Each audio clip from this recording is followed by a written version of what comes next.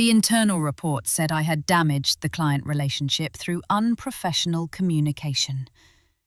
The client's exit interview cited my manager's refusal to address their concerns as the sole reason for contract termination. I'd been the account coordinator for 18 months. I'd handled all client requests. I'd responded to every inquiry within 4 hours. I'd maintained detailed records of every interaction. The client had escalated 3 issues to my manager between January and March. Service delays, billing errors, unresolved technical problems. My manager had told them the issues were being addressed. He'd told me not to follow up directly with the client about his responses. The client cancelled their contract on March 28th. My manager's report to leadership was dated April 2nd. It stated that I had failed to maintain professional communication standards and that my handling of client concerns had led to the contract loss. The client's exit interview was conducted by corporate on April 5th. They stated clearly that their account coordinator had been responsive and professional. They said their decision to leave was based entirely on leadership's failure to resolve escalated issues. They named my manager specifically. My name is Samantha. I worked as an account coordinator at a software licensing company in Atlanta. I managed 12 enterprise clients. I tracked support requests. I coordinated between clients and our technical teams. I'd never lost an account before. I opened my client correspondence file and started organising documentation. I had 18 months of client correspondence. Every email, every support ticket, every request and resolution. I also had the 3 escalation emails the client had sent to my manager. January 15th, February 3rd, and March 12th. Each one detailed specific issues. Each one requested updates on resolution timelines. I had my manager's responses to me after each escalation. I've addressed this with the client. Don't follow up directly on these items. I saved everything to my personal drive and continued working on my remaining accounts. My manager's internal report had been circulated to the leadership team on April 2nd. I received a copy from HR on April 3rd with a note that we'd need to discuss my performance. I didn't respond. I just filed the report and waited. The HR meeting was scheduled for April 10th. My manager would be present, so would the HR director. I printed copies of the client's 3 escalation emails and my manager's instructions not to follow up. I organised them chronologically with my own client communication records. The meeting started on time. The HR director spoke first. "We're reviewing the circumstances around the contract termination," she said. "Your manager's report indicates communication issues on your end contributed to the client's decision." I nodded. "Do you have a response to that assessment?" The client escalated concerns to my manager 3 times between January and March. I maintained regular communication with them on all other matters. My manager instructed me not to follow up on the escalated issues. "Do you have documentation of those instructions?" I slid the printed emails across the table. The HR director read through them carefully, then passed them to my manager. "These show the client raised specific concerns," she said. "What was your understanding of how those concerns were being addressed?" My manager told me he was handling them directly with the client. He told me not to contact them about his responses. My manager leaned forward. "The client needed consistent communication from one point of contact," he said. I was managing the relationship at a strategic level. Did you provide resolution updates to the client? The HR director asked him. I communicated that we were working on their concerns. Did you provide specific timelines or actions? He paused. I maintained appropriate client expectations. The HR director made notes. We'll need to review this further, she said. I understand corporate conducted an exit interview with the client. I'll request a copy of that feedback. The meeting ended. I returned to my desk and sent follow-up emails to my remaining 11 clients. Standard check-ins. Any outstanding issues, any concerns I could address.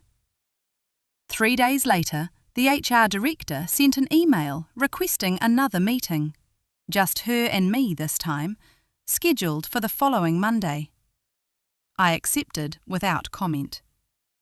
The weekend passed slowly. I organised my files. I reviewed my performance metrics for the past 18 months. Response times, issue resolution rates, client satisfaction scores. The Monday meeting was brief. I've reviewed the client exit interview, the HR director said. They stated that your communication was professional and responsive. They said their decision to terminate was based on unresolved issues that your manager had been handling directly. I waited. They specifically cited 3 escalated concerns that were never adequately resolved. The dates matched the escalation emails you provided. Yes. Your manager's report characterises the loss differently. I need to understand why there's a discrepancy between his assessment and the client's feedback. I can only provide my documentation. The client's exit interview speaks for itself. She nodded slowly. I'm going to recommend that leadership review the full timeline. Your manager's report will need to be reassessed in light of the client's statements. The meeting ended. I went back to work and didn't discuss the conversation with anyone. 2 weeks passed. I managed my remaining accounts. I responded to requests. I escalated technical issues through proper channels. My manager didn't speak to me during this period. We worked in the same department but had no direct interaction. On day 15, the VP of Client Services sent a meeting invitation. The VP, the HR director, and me. No mention of my manager. The meeting was scheduled for the following Thursday. I prepared a summary of my account performance, retention rates, client feedback, issue resolution metrics. The Thursday meeting lasted 30 minutes. The VP opened with a direct question. Walk me through your understanding of what happened with the terminated account. I explained the timeline, the client's 3 escalations, my manager's instructions, the contract termination, the exit interview findings. Did you ever communicate directly with the client about the escalated issues after your manager took them over? No, he instructed me not to follow up on those specific items. Why not? He said he was handling them at a strategic level and that I shouldn't interfere with his client communication. The VP looked at the HR director. The exit interview is pretty clear about what drove their decision, he said. Yes, the client stated that escalated issues went unresolved despite multiple requests for updates. And Samantha's role in that? The client praised her responsiveness on day-to-day matters. They said the problems were at the management level. The VP nodded. Your manager's report is being withdrawn from your file, he said to me. It doesn't accurately reflect the circumstances of the account loss. I didn't respond. You'll continue managing your current accounts. If you have concerns about client escalations in the future, you have my direct approval to maintain communication even after issues are escalated to management." The meeting concluded. I returned to my desk and updated my notes. My manager was placed on a performance improvement plan 3 days later. The announcement came through HR, no details provided to the broader team. His account oversight responsibilities were redistributed. I wasn't assigned any of his accounts. I continued my normal work: client communication, issue tracking, support coordination. 6 weeks after the client exit interview, my manager resigned. The departure was announced in a brief email from the VP, pursuing other opportunities effective immediately. I saved the email and moved on. 2 months after the account loss, I was promoted to Senior Account Coordinator. The role came with a small salary increase and responsibility for mentoring junior coordinators. I accepted without fanfare. The promotion announcement mentioned my strong client relationships and professional communication standards. I filed it with my other documentation. 3 months after my promotion, corporate shared the client exit interview findings with the broader leadership team. It was part of a larger review of account management practices.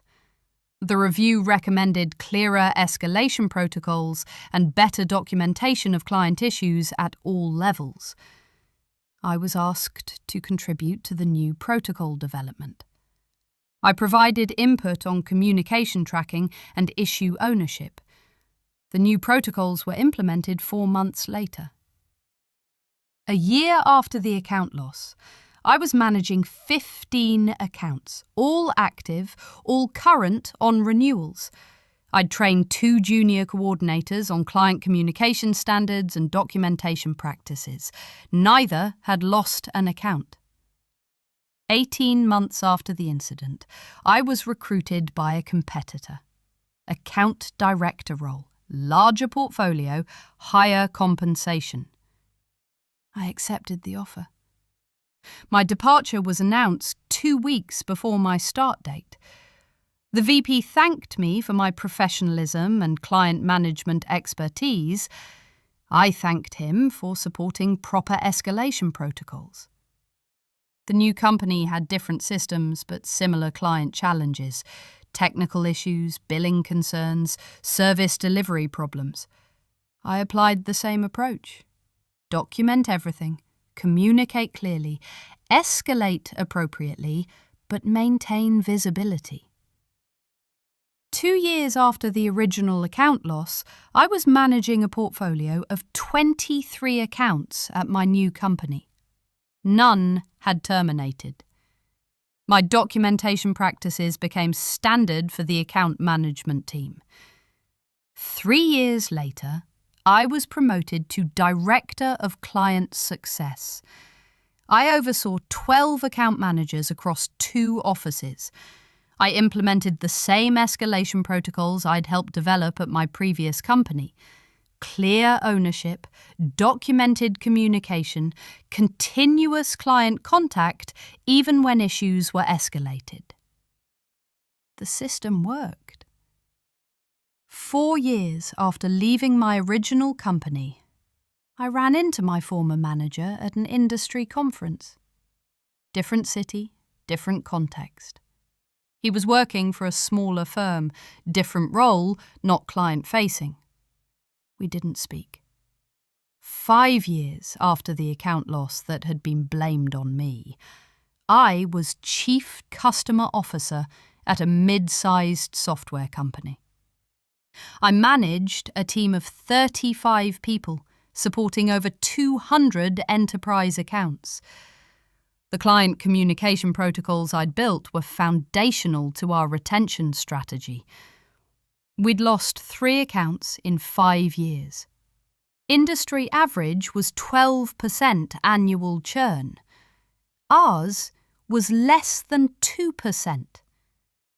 The difference was documentation, clear escalation paths, maintained client relationships regardless of who was handling specific issues. Sometimes new account managers would ask why we required such detailed communication logs, why every client interaction needed documentation, why escalations didn't mean coordinators stopped communicating. I told them it protected everyone. The client knew their concerns were being tracked. The coordinator maintained relationship continuity. Leadership had visibility into resolution progress. I didn't tell them about the exit interview that had contradicted my manager's report, about the 18 months of documentation that had shown what actually happened. That wasn't necessary to explain why the protocols mattered.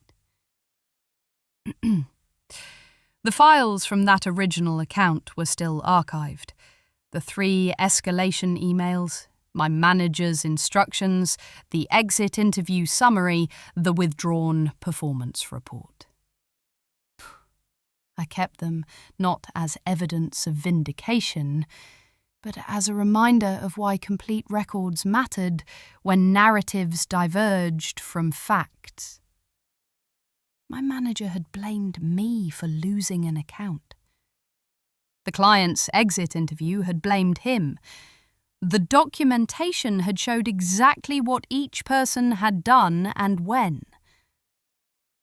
Everything after that had been just process correction. The protocols I'd helped develop ensured that if an account was lost, everyone would know why, based on documented facts, not competing narratives. That was the only protection that mattered.